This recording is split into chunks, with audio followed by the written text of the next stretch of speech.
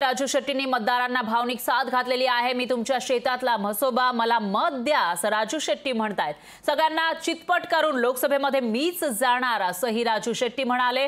राजू शेट्टी यांनी हा विश्वास व्यक्त केला आहे। तर राजू शेट्टी हातकणंगले लोकसभेचे उमेदवार आहेत आणि यावेळेला त्यांनी लोकांना मत मागताना भावनिक साथ घातली आहे। तुमच्या शेतामध्ये प्रत्येकाच्या एक तर ताईबाई आहे किंवा म्हसोबा आहे का नाही? प्रत्येकाच्या शेतात आहे का नाही म्हसोबा? का आहे का नाही? काय करतोय म्हसोबा? आपल्या शेताचं राखण करतोय का नाही?